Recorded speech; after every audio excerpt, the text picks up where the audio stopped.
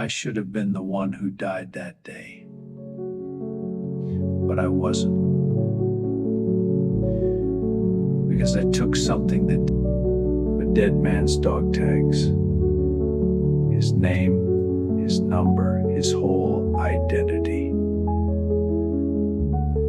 And because as of that, another man from my unit walked into the mission that should have been mine. He never came back. That mission, the one that should have been mine. My name is Daniel Harper. I'm 93 years old now. And there is something I never told anyone. Not a day goes by that I don't think about the things we did, the things I saw. I wish I could forget, but I can't. It happened in the winter of 1945. Germany was already falling apart. We were moving through a small ruined village. Snow everywhere, smoke in the air. And then I saw him, standing alone between the houses. He couldn't have been older than 15, just a boy in a German uniform. He was shaking. His rifle was too big for his hands. He looked at me the same way a scared kid looks at his father.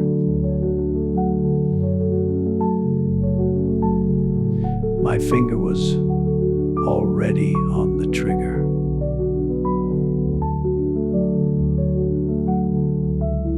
One of them was a young soldier named Thomas Miller. He was only 19. I remember kneeling beside him. His eyes were still open, but he was already gone. And hanging from his neck were his dog tags, his name, his number, his identity. I don't know why I did it. Maybe fear, maybe desperation, but I reached down and took them. For a while, it felt like nothing, just metal on a chain, cold metal, heavy metal, resting against my skin. I remember touching it again and again, like I needed to feel it, to make sure it was real. But the next morning, everything changed, everything.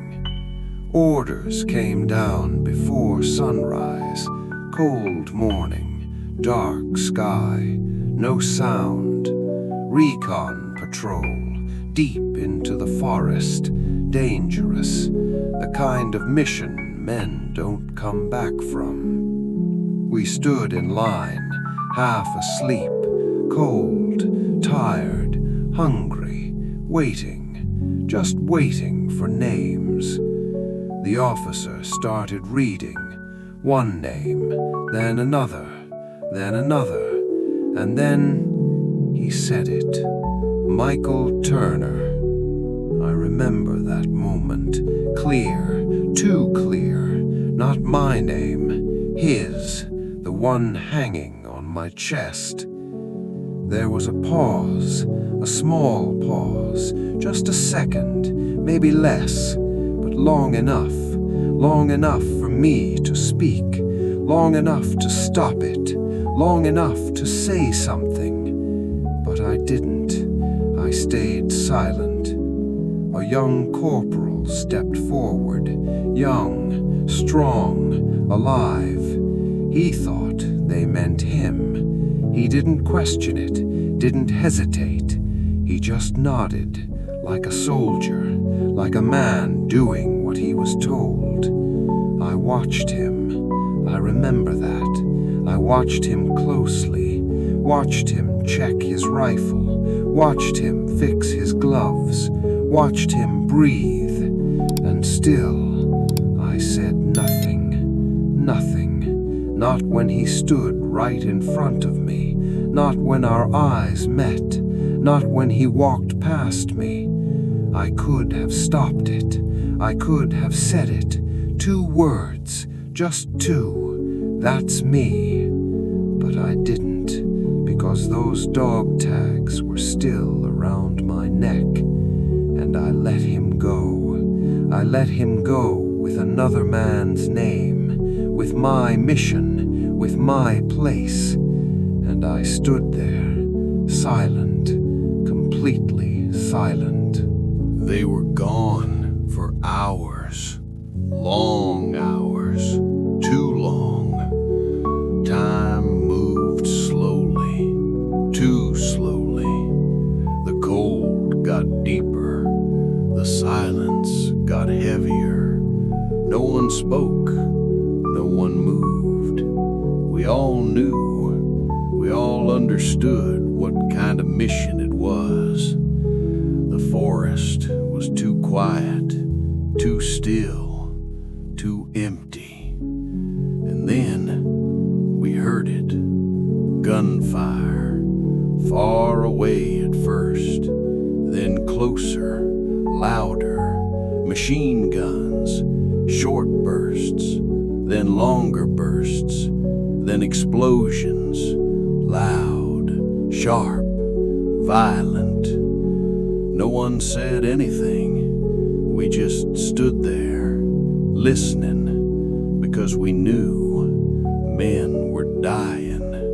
Men we knew, men we talked to, men we laughed with, men we trusted.